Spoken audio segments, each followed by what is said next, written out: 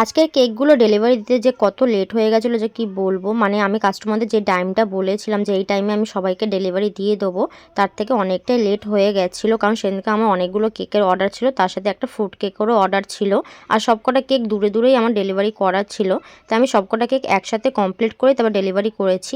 তো প্রথম যে কেকটা দেখছো এটা ছিল চকলেট ফ্লেভারের মধ্যে, একটু হাইটের মধ্যেই ছিল। কাস্টমারকে আমি বলেছিলাম একটু হাইটের মধ্যে নিতে, তাহলে কেকটা দেখতে সুন্দর লাগবে।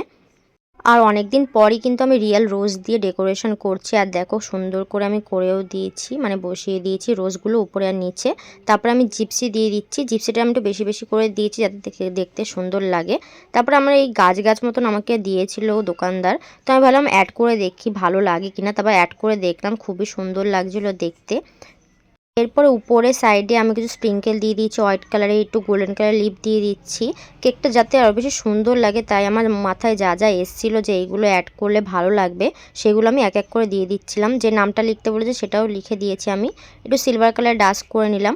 তো এই তো ছিল আমার কেকটা ফাইনাল লুক। এই কেকটা তোমাদের কেমন লাগলো কমেন্ট করে জানিও। আমার কাছে তো খুবই ভালো লেগেছে, সামনাসামনি এতটাই সুন্দর লাগছিলো।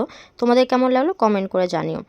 আজ সেকেন্ড কেকটা দেখছো, এই কেকটা ছিল চকলেট ওভারলোডের একটা কেক। এই কেকটা যে কতজন পছন্দ করেছে যে কি বলবো। মানে আগেও আমি এই ডিজাইনটা করেছিলাম, এই ডিজাইনটা দেখে এই কাস্টমার এই কেকটা আমাকে আবার করতে বলেছিল।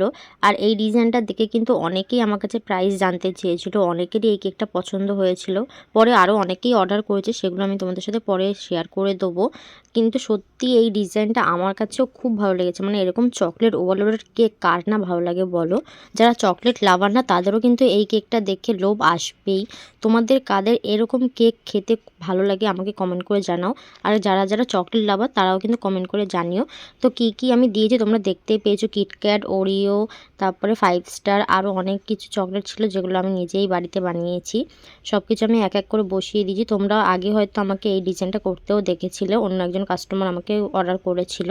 তারপর আমি গোল্ডেন কালার একটু ডাস্ট করে নিচ্ছি সব কিছুর উপরে যাতে একটু শাইন করে।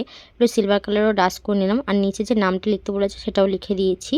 তো এই তো ছিল আমার কেকটা ফাইনাল লুক। এই কেকটা তোমাদের কাছে কেমন লাগলো আমাকে কমেন্ট করে জানিও। আর এরকম চকলেট লাভারদের জন্য কিন্তু তোমরাও কেক অর্ডার করতে পারো।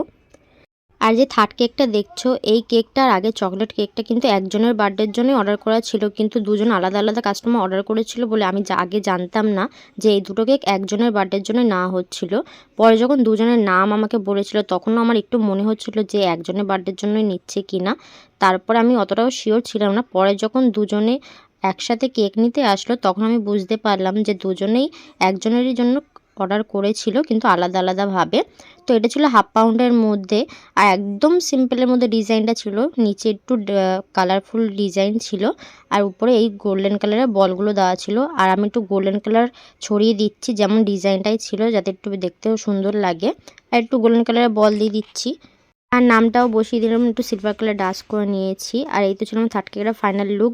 এই দুটো কেকের রিভিউ কিন্তু কাস্টমার খুবই ভালো লেগেছে, দুটো কেকই তাদের খুব পছন্দ হয়েছিল। আর যে লাস্ট কেকটা আছে এটাও ছিল চকলেট ফ্লেভারের মধ্যে।